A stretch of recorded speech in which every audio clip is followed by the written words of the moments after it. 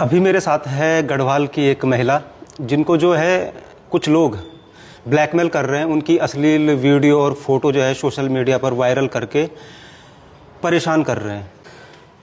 क्या हो रहा है आपके साथ?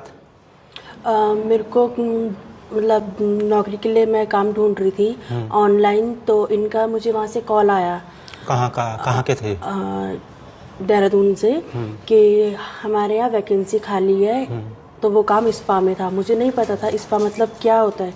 मुझे लगा कि पार्लर का काम होगा, तो क्योंकि वो मुझे आता है। तो मैं वहाँ गई तो इन्होंने पहले मेरे से मतलब सारे डॉक्यूमेंट, सारी डिटेल वगैरह सब कुछ लिया। उसके बाद इन्होंने मेरे को रिसेप्शन पे रखा कुछ टाइम के लिए। कब की घटना है?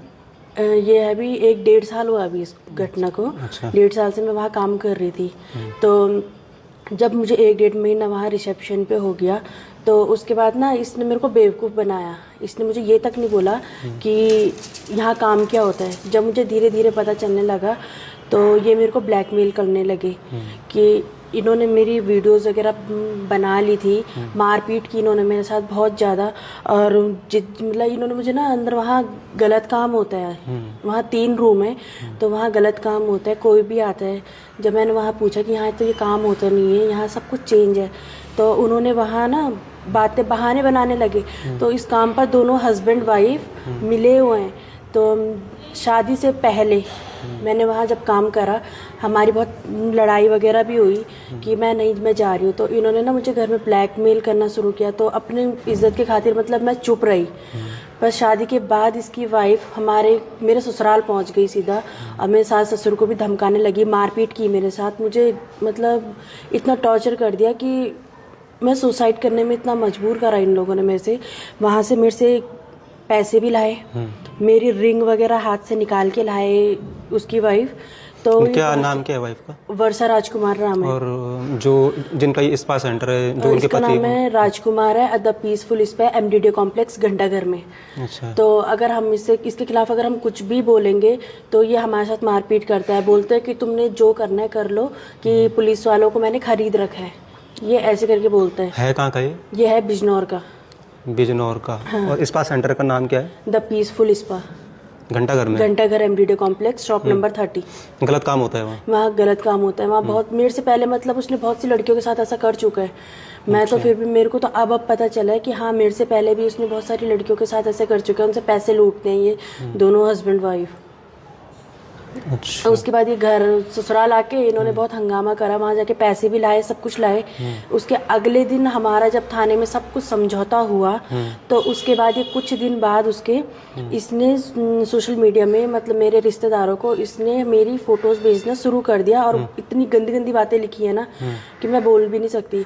उसके बाद नई शादी में ससुराल को मुंह दिखाना क्या होता है ना, अपनी इज्जत की खातिर। फिर भी मैंने घर में थोड़ा बहुत जितना भी संभाला था, ये मुझे फिर भी कॉल कर करके ब्लैकमेल कर रहा है। क्या बोल रहा है? बोल रहा है कि तू यहाँ आ वरना मैं देख लूंगा। जान से मारने की धमकी दे रहा है मेरे को। वापिस मेरे घर आने के लिए बोल रहा है कि तेरे यहाँ मैं दोबारा आऊँगा। जब मैं अपनी बीवी भेज सकता हूँ तो सोच ले कि यहाँ बैठे बैठे मैं कुछ भी कर सकता हूँ तेरे साथ। और फिर उसके बाद ये अभी कुछ टाइम पहले मेरे घर आया ये, यहाँ देहरादून रूम पर जोगी वाला। वहाँ से इसने मेरे भाई बहनों को धमकाया, मौसी के बच्चों पे हाथ उठाने की कोशिश भी की इसने, उनके फ़ोन वगैरह छीने, वहाँ से सारा सामान उठाया इसने। और ये अपने घर के लिए चला गया। उसके बाद ये मेरे को कॉल करके बोल रहा है कि अगर तू नहीं मिलेगी तो मैं बार बार ऐसे ही आऊँगा। अब भाई को भी मारने की धमकी दी है, जबकि भाई मेरा छोटा है। अब मुझे भी मारने की धमकी दी है इसने। पुलिस में शिकायत की आपने? पुलिस में मैंने कंप्लेंट डाल रखी थी 17 तारीख को, नहीं सॉरी 17 तारीख को। हाँ। कौन से थाने में? ये नेहरू कॉलोनी। नेहरू कॉलोनी। उससे पहले भी की आपने शिकायत कभी? उससे पहले मैंने पौड़ी गढ़वाल में कर रखी थी इनकी कंप्लेंट, तो उसमें हमारा समझौता हो चुका था। अच्छा। उस समझौते के बाद भी ये ऐसी हरकतें कर रहा है, जबकि मुझे इस चीज़ का कोई भी आइडिया नहीं है कि ये चाहता क्या है। मैं सिर्फ ना इससे कोई जब आप थाने में गए तो आपने तो बोला होगा ना वहाँ कि मेरी कोई अश्लील वीडियो वायरल कर रहा है, जान से मारने की धमकी दे रहा है, ऐसा बोला आपने?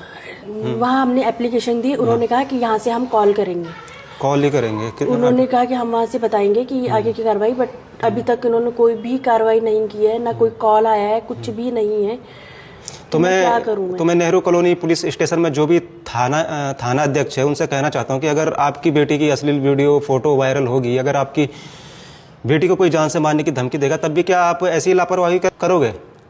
तो फिर कुछ और बातें तो जैसे उसके बाद ये है कि ये सारा सामान उठा के ला गए। तो उसके बाद इसने मेरे को 2 दिन बाद, अभी परसों इसने मुझे फिर से कॉल किया है और अननोन नंबर से किया है। इसने मेरे को इतने सारे अननोन नंबरों से कॉल किया, मैं कितने नंबर ब्लॉक करूँ इनके, कितने नंबर ब्लॉक करूँ।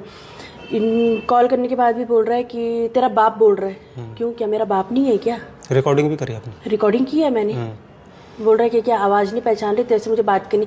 जब मेरे को इससे कोई बात नहीं करनी, कोई कांटेक्ट नहीं करना है, तो ये मेरे से कांटेक्ट क्यों कर रहा है बार बार, ये मुझे भी नहीं पता।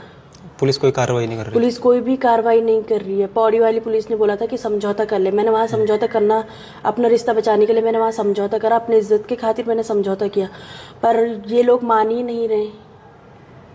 ये लोग तो बहुत कुछ मतलब बोल रहे हैं। अब मैं क्या करूँ, मैं इसमें मैं कहाँ जाऊँ मैं?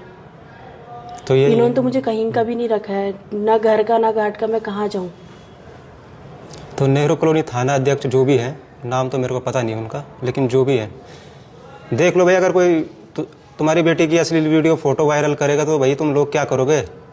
ऐसी लेट करते रहोगे आप लोग? कब करोगे कार्रवाई? जब लड़की आत्महत्या कर देगी?